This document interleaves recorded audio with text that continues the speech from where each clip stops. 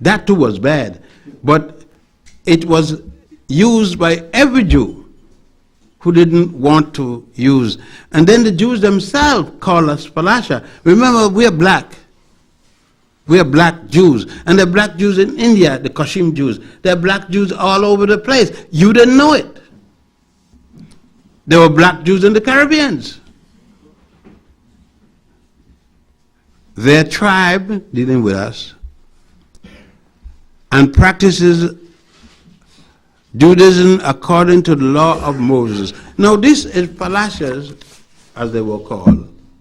In Israel, before the 9,000 was brought there.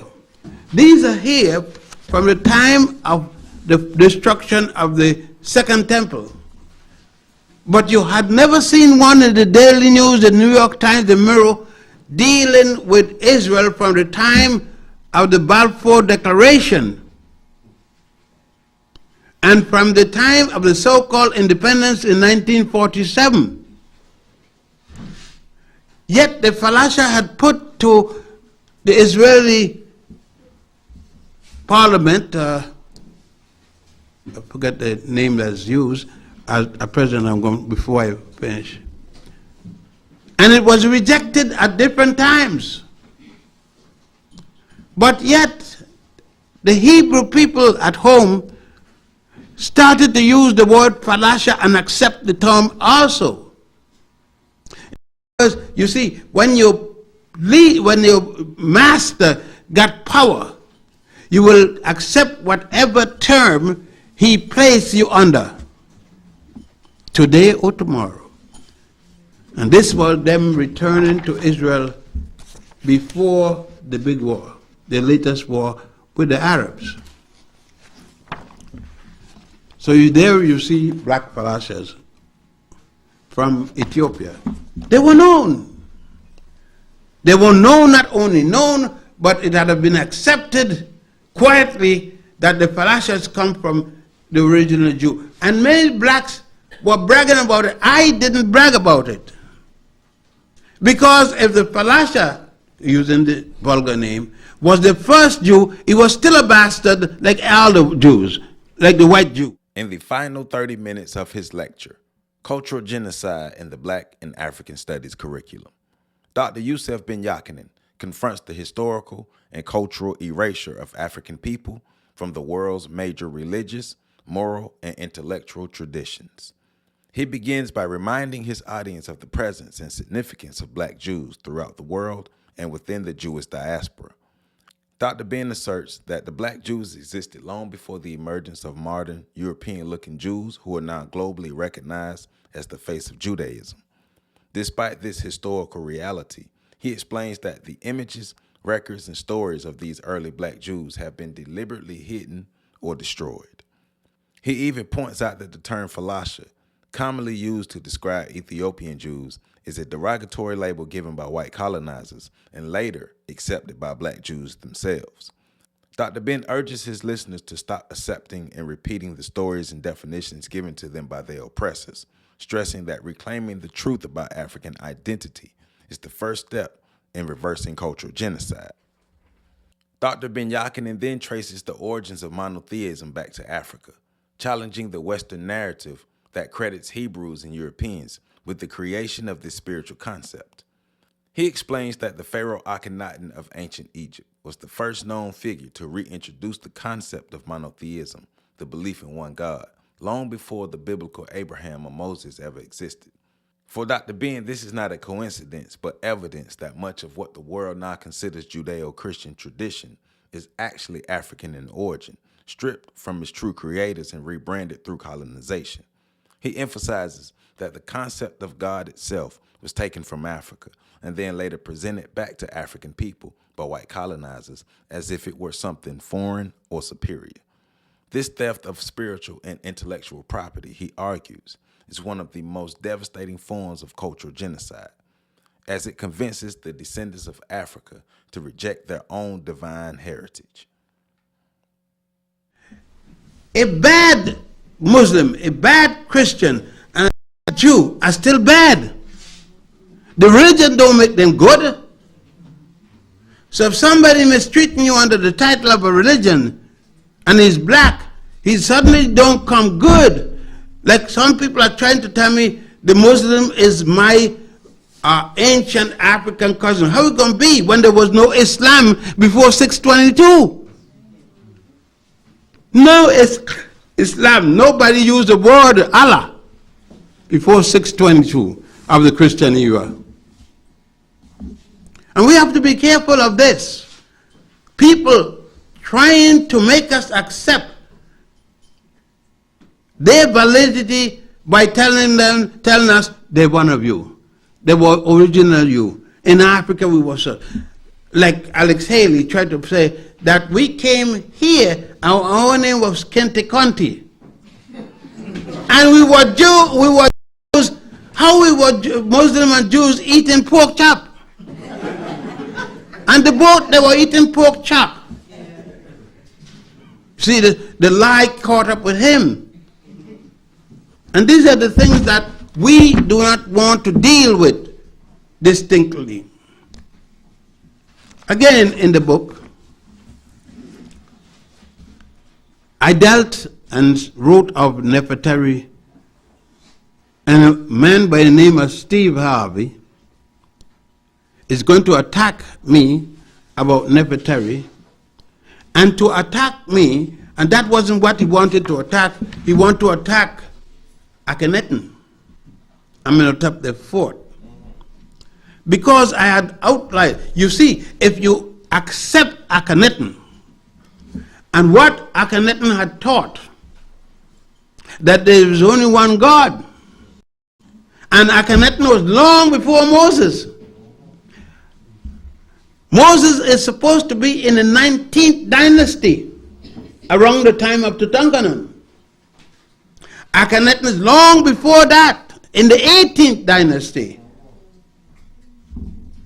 You can put the two together.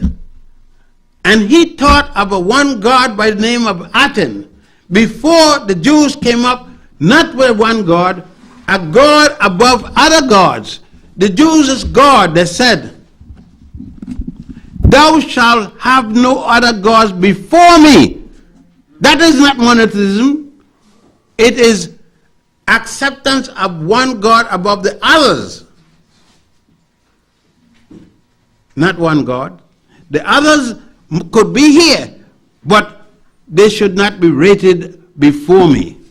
You see, it's hard, it's a very subject, because our people have not been removed yet from religion, this Western form of religion. They had religion of the whole. You had Yoruba, you had Ngai, you had, these are some of the names that are going to sing, Unkulunku in South Africa, and all these different gods. You don't have one of them hardly practicing.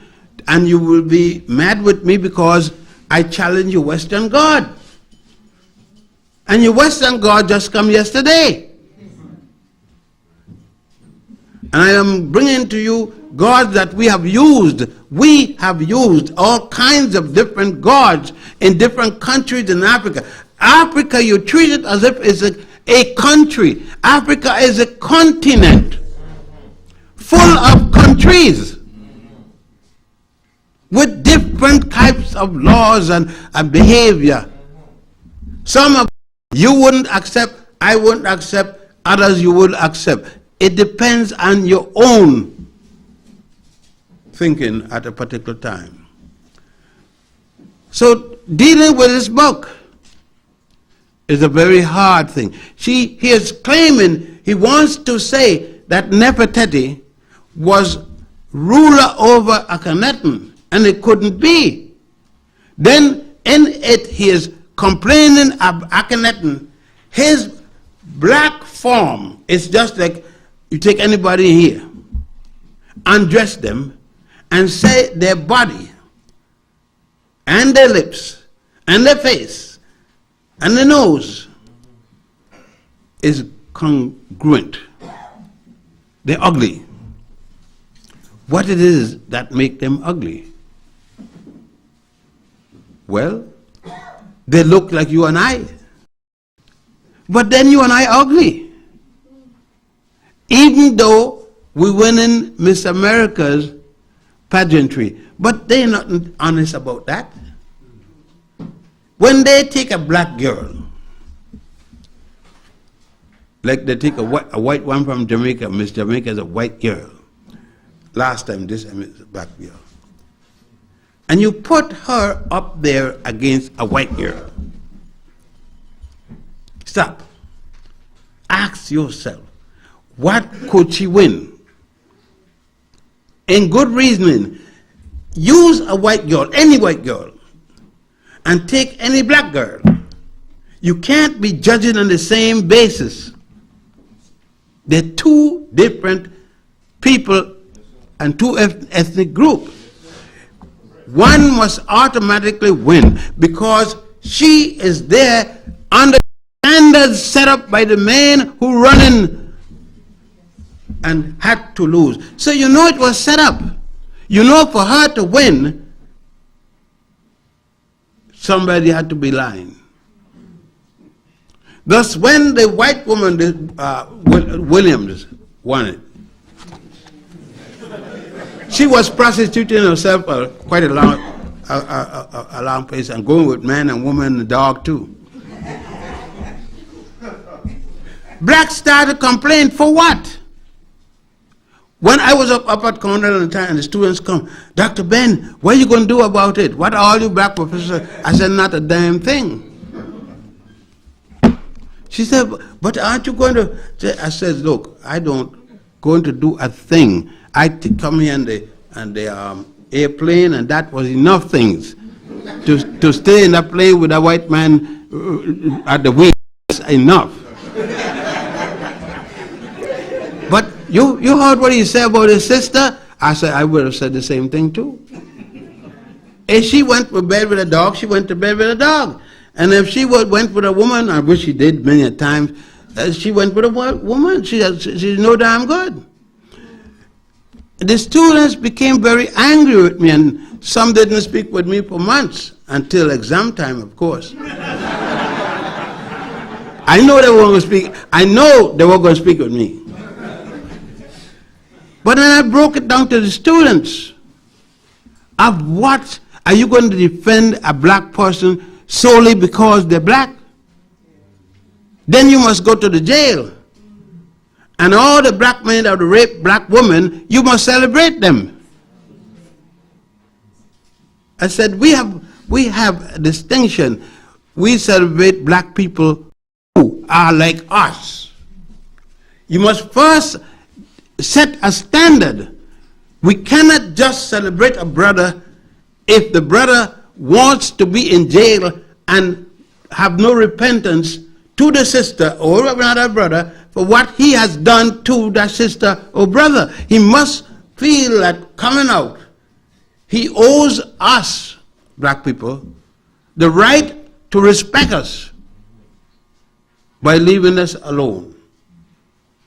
And from there he could walk himself back to the society. We can't respect a black man solely because he's black. He's black running around shooting up black people. How are we going to respect him? We have to make the distinction. And that's why there's so much argument with me, is that I make distinction, make qualification. For we are the best. We are the greatest. And you can't mistreat us. And then I accept you solely because you're black. Damn that. You must be black and beautiful. You must be black and have values. You must be black and willing to contribute something to our community. Not just being black alone. Because that I could boil off in a minute. Michael Jackson was black.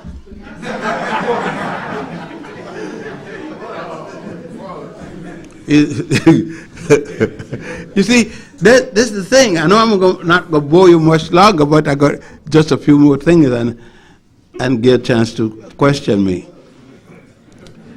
But you understand, the analysis that this book, particular book made, and it touched on Adolf Hitler, and I said, there was nothing with Hitler, listen carefully to what I'm saying, because I know I'm going to hear it different than I said it. That isn't wrong with each white person you meet out there in the street. They would have done the same thing to us as they would do in the morning, given the same situation.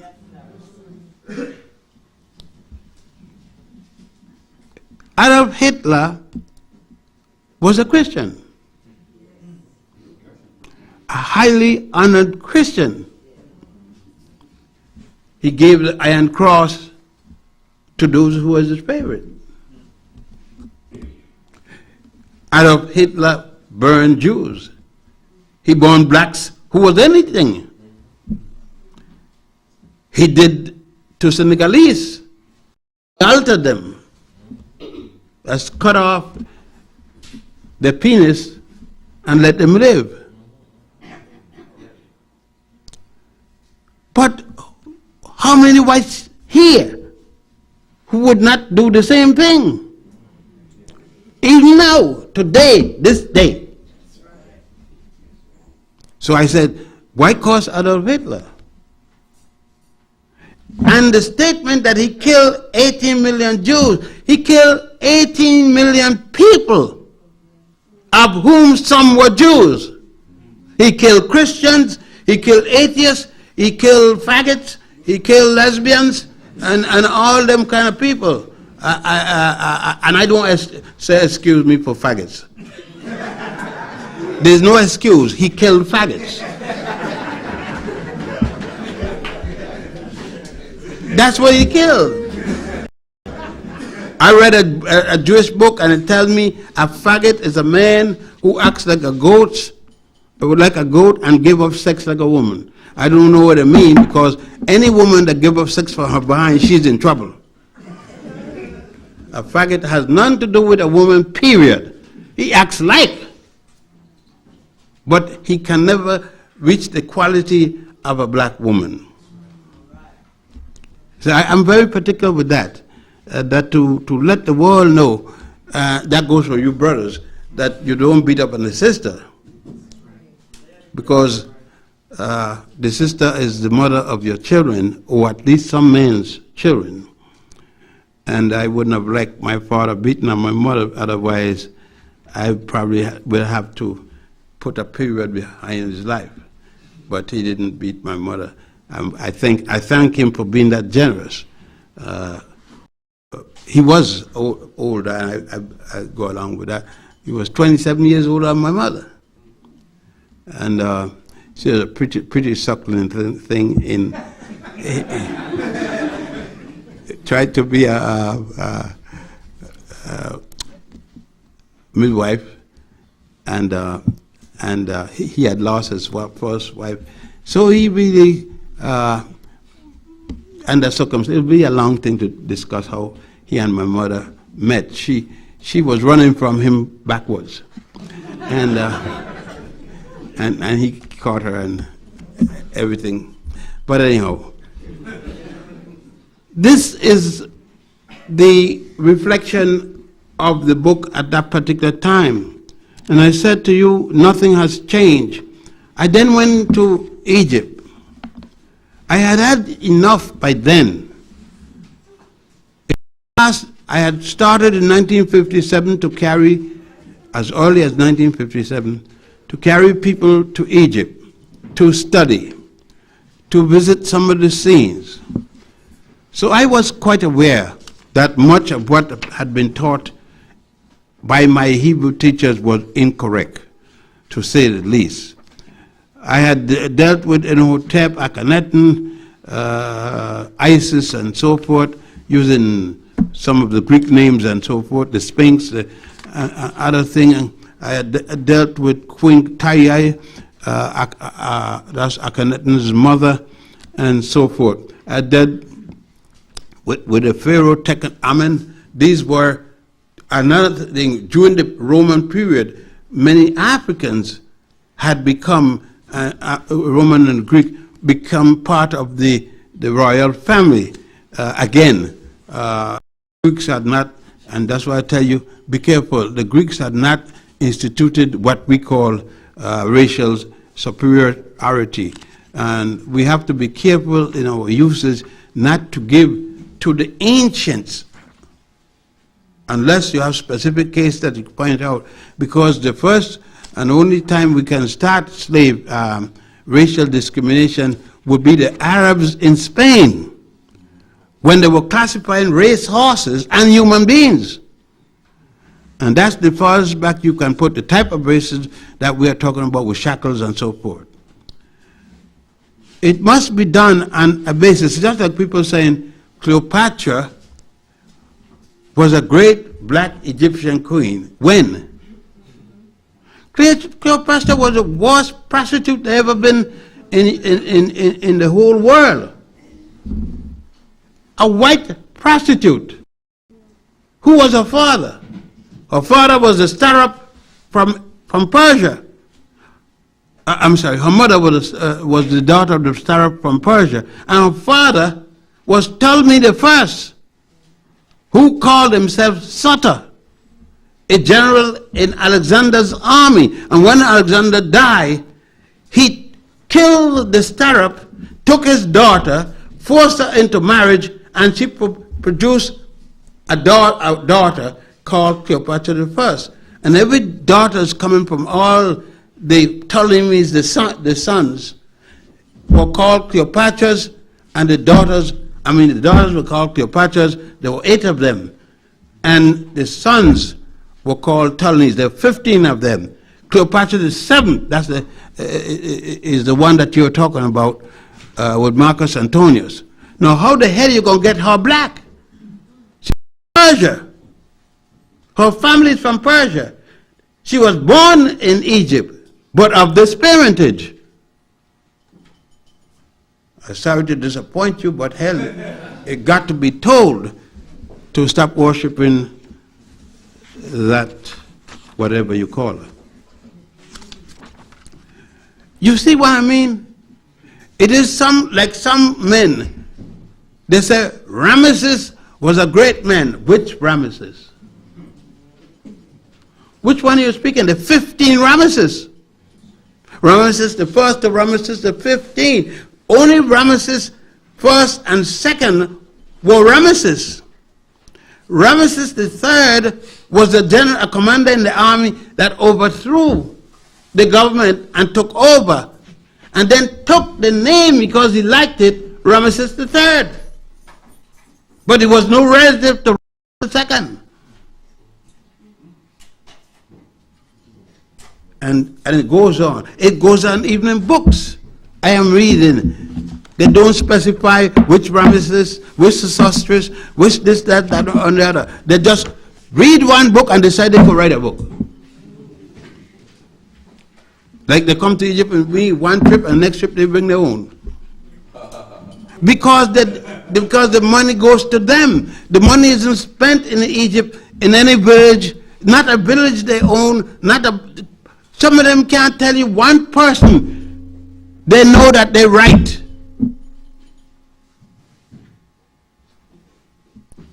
They go to no place. Whereas when you go to Egypt, how you can go to Egypt and with 20 million Nubians, just take out the Egyptian, just deal with the Nubians, and you got 20 million, and they don't know one company. The 49 Nubian villages had to be moved because of the dam and moved 40 miles north. And there's a central village called Daboud where we stop at. And Daboud controlled the other 47 villages. They've never been in any of those villages one time. Not one. All these kinds of things, you see, that's why I said to you, these are black men and black women who are going to Egypt but can't name you one Nubian, just to name you one, and say where you live, much less a Nubian village. They don't contribute anything. They bring in from Africa all the time things to sell. And they buy them for 50 cents and 90 cents and sell them here for $5, $25. And this is why I said, is it that what it is by going to Africa? No. You don't get rich going to Africa if you go to Africa correctly.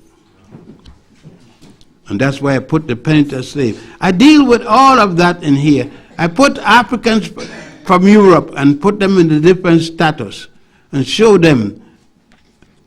I deal with Xanthropus boys. I deal with all kinds of fossil. I deal with the Hippocratic Oath, showing that Hippocrates knew, the Greek, Hippocrates knew that there were Africans before him in medicine.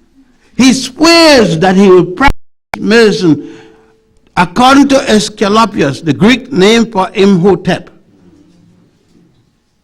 He practiced medicine according to Alhil, another Libyan of Lebos of ancient time. All this. So then I realized that it's hot and I'm going to allow you to question me now. But I did this lecture because, again, it's coming to be very important that we understand what the African studies mean now that we're changing it into all kind of culture this and culture that. That those African department that remains like in City College under Dr. Jeffries, that you understand they are fighting for. The Puerto and the African Puerto Rican, the European Puerto Rican and mixture have joined with the African Americans to keep that in the manner which it is. And even a black sister from Jamaica with children for a white Jewish husband. That's what it's like for the new president. She fought it, but she lost. They're going to keep the African Studies department. And I hope, the black studies, I hope they change it to African Studies and fight for it if necessary. That it don't happen like down at Philadelphia Temple, where it's changed to complete nigger studies, Negro Studies Department. And only Negro. How can you have a black man Negro and accept it? How can you have the Negro study before he's black? You must start with the African studies and then at least deal with the Negro, because he had to be an African in his background to become a Negro. But in City College, it has been recognized, and Dr. Jeffries did a very good job in documenting what he had to say. It's unfortunate. It's unfortunate. I fought a loss. That all the African studies people refused to work unless they kept Dr. Jeffries. But as I said, we're not ready to die for the African. Africans are not ready to die for each other. We are like Colin Powell. We go out and willing to die for our masters. We will do anything for the master, and that's why I say, I commend you, brothers and sisters, who still find that the sweetest meat this side of your heaven is the black woman. If you never had one, run outside and get one quick. It may be good for your health. So I dedicate my lecture to the black woman. Building on this, Dr. Ben explains that African people were systematically conquered, stripped of their identity, and reconstructed in the image of whiteness. This reformation process, carried out through slavery, religion, and colonial education, inverted African values and aesthetics. Under this imposed worldview, everything associated with blackness came to be seen as ugly, sinful, or inferior, while everything associated with whiteness was labeled as pure, good, and beautiful. Dr. Ben urges his audience to recognize how deeply these ideas still influence black self-perception today. He instructs us to pay attention that despite the negative perceptions of black features, white men and white women still lust after black men and black women, explaining that such desires are rooted not in love but domination, fetish, and historical exploitation. True beauty and value, he argues, must be defined by black people themselves, not by those who once enslaved and dehumanized them. Dr. Ben-Jochannan then shifts his focus of his lecture toward the moral development and collective responsibility within the black community. He insists that being black is not enough. We must be black people of moral character, intelligence, and integrity who work to uplift our communities. He calls on his audience to contribute meaningfully to black society through education, self-discipline, and ethical conduct. Power, he reminds them, is not just economic or political. It is also moral and cultural. Dr. Ben cautions that power without morality mirrors the same inhumanity practiced by the oppressors of Africa. Therefore, true liberation must be accompanied by a moral awakening that restores not only the intellect, but also the spirit of African people. In closing, Dr. Yosef Ben-Jochannan delivers a profound warning. A person's religion does not determine their character. He points out that many of the most brutal and inhumane white people in history, slave traders, colonizers, and oppressors, were deeply religious. Their devotion to Christianity did not prevent them from committing atrocities. Thus, Dr. Ben argues that religion, when detached from humanity and moral action, becomes meaningless. He urges his listeners to judge people not by their faith, but by their behavior and their contributions to justice and community. His message is clear. Black people must reclaim their history, define their own values, and live with the moral excellence that reflects the greatness of their ancestors. Only then can they begin to reverse the centuries-long process of cultural genocide and restore the full dignity of African civilization.